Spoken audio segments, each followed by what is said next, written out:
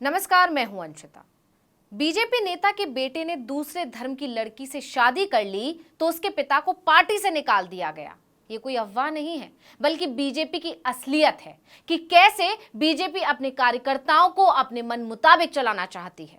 जो उसकी मर्जी के मुताबिक नहीं चलता, उसे बाहर का रास्ता दिखा दिया जाता है। ऐसे में सवाल तो बनता है कि क्या इस देश में अंतरजातीय या अंतर धार्मिक विवाह यानी कि इंटरकास्ट और इंटर रिलीजन मैरिज करना गैर कानूनी है? क्या किसी दूसरे धर्म की महिला से विवाह करना अपराध है? अगर नहीं, तो बार बार बीजेपी वाले ऐसे लोगों को निशाना क्यों बनाते हैं जो ऐसा करने की हिम्मत दिखाते हैं? अगर ऐसा नहीं है तो फिर बीजेपी ने ऐसा क्यों किया? ऐसा करके बीजेपी क्या संदेश देना चाहती है? इस पर बात करेंगे। पहले पूरा मामला जान लेते हैं। ये मामला लद्दाख का है। बताया जा रहा है कि पार्टी उपाध्यक्ष नजीर अहमद, जिनकी उम्र 75 वर्ष है, उनको बीजेपी ने पार्टी से निष्कासित कर दिया। आप सोचेंगे कि इन्होंने पार्टी के खिलाफ जाकर कोई काम किया होगा जिससे पार्टी को नुकसान हुआ होगा, या इन्होंने पार्टी के खिलाफ बयानबाजी की होगी। जी नहीं, ऐसा बिल्कुल नहीं है।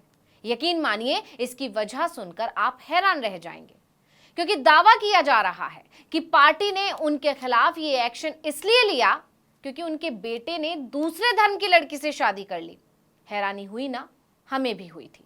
दरअसल नजीर अहमद के बेटे ने घर से भागकर एक बौद्ध धर्म की महिला से शादी कर ली, इसलिए उन्हें पार्टी से बाहर कर दिया गया। ये बात कोई बनाई हुई नहीं है, बल्कि पार्टी की तरफ से जारी की गई चिट्ठी में यही लिखा है। बता दें कि लद्दाख बीजेपी पार्टी की ओर से एक चिट्ठी जारी की गई है। इसमें लिखा है कि नजीर अहमद को इसलिए बाहर किया जा रहा है क्योंकि उनके बेटे ने भागकर एक दूसरे धर्म की लड़की से शादी की है। नजीर अहमद के निष्कासन का आदेश लद्दाख बीजेपी प्रमुख फुनचोक स्टेंजिन की ओर से जारी किया गया। इसमें यह भी लिखा है कि पलायन लद्दाख में सभी धार्मिक समुदायों के लिए अस्वीकार्य है, क्योंकि ये क्षेत्र के लोगों के बीच सांप्रदायिक सद्भाव और एकता को खतरे में डालता है।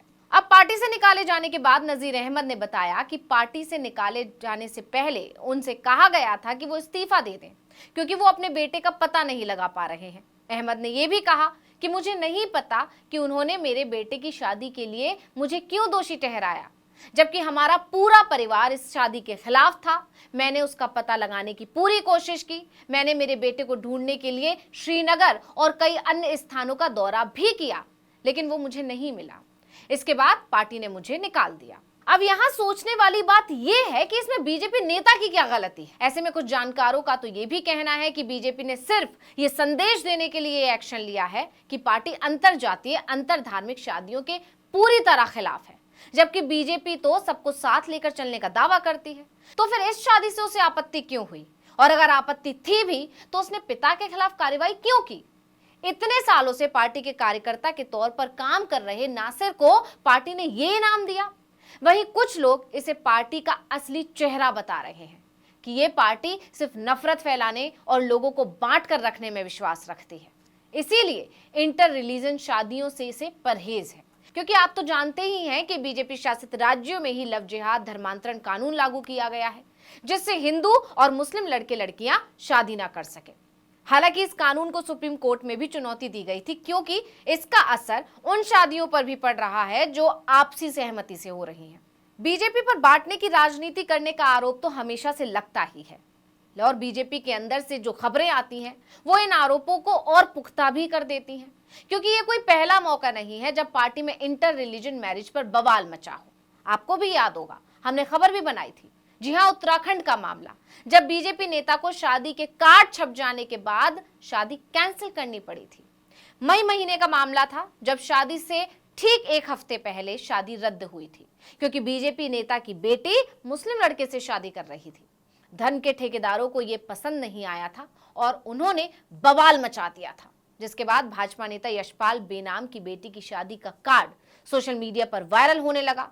उसके बाद भाजपा नेता को फोन कॉल आने लगे, धमकियां मिलने लगी, उन पर भी दबाव बनाया गया।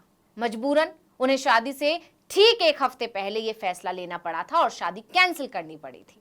अब हो सकता है इसी वजह से नजीर अहमद के बेटे ने भागकर शादी करने का फैसला किया हो, क्योंकि वो जानता था कि कोई बीच में आए ना आए, बीजेपी वाले जरूर आ जाएंगे।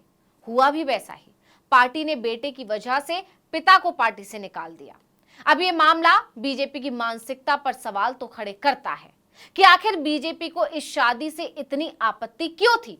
क्योंकि वो देश में इंटर रिलीजन मैरिज के खिलाफ माहौल बनाती घूम रही है, सभी धर्मों में नफरत फैलाने का काम कर रही है। ऐसे में अगर उसकी ही पार्टी के लोगों के घर में ऐसा होगा तो पार्टी का एजेंडा पूरा नहीं हो पाएगा।